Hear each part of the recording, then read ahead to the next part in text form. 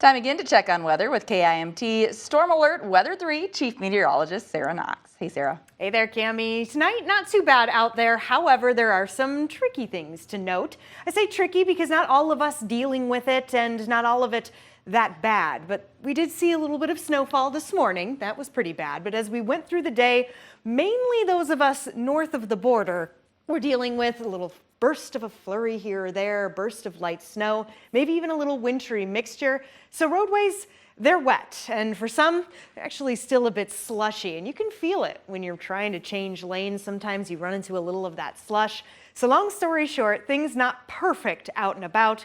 Highways and interstates are looking better than side roads as we still continue to clean out from the blizzard, then this on top of it, and now another chance for snow as we head into our Wednesday morning.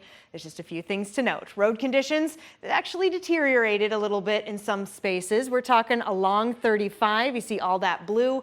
Before it was broken up, we saw blue, green, blue, but now partially covered is what we're seeing. Same with portions of I-90 where we were seeing green not long ago. So something to keep in mind that, again, these roads not perfect despite the fact that temperatures for a lot of us are actually at or above the freezing point. Look at Albert Lea currently sitting at 33 degrees. Same with Owatonna, Mason City, Northwood, all along 35. That doesn't necessarily mean that there's any melting going on. It just means that if we were to get precipitation coming down, then it would be more of the freezing to almost liquidy type, just trying to figure out these temperatures. It gets very dependent on exactly where you're standing, the exact temperature. But as we continue through the night, these temps will be staying steady, which means actually a pretty comfortable wake up as we head into our New Year's Eve when it comes to the temperatures. But again, it also means there's a little more moisture in the air, thus a chance for some snow. So let me zoom things out and show you what will be bringing it. Here it is, that cold front. It's going to slow down as it gets a little further to the south. It runs into some of this warmer air, but then it picks up speed.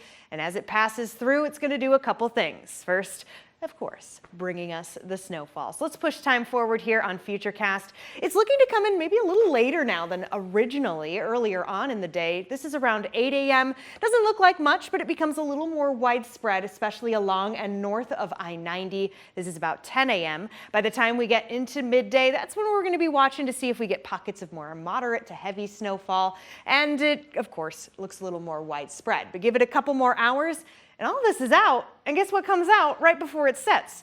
We're going to be seeing the sunshine, of course. Once it sets, not seeing it as much, and it is a sign that, well, temperatures will be dropping along with it. Here is the cold front passing. You can tell by the temperatures dropping quickly. We're looking at about a trace to an inch of snowfall, but I think it's still going to cause some headaches. Please keep in mind that it's very dependent on where you are. Again, the snow chances looking to be a little further to the north. So when it comes to travel impacts through that later half of the morning, that's where I think things will be the worst. And then as we head into the new year, Cami, not much has changed there. Still looking chilly in the teens. All right, Sarah.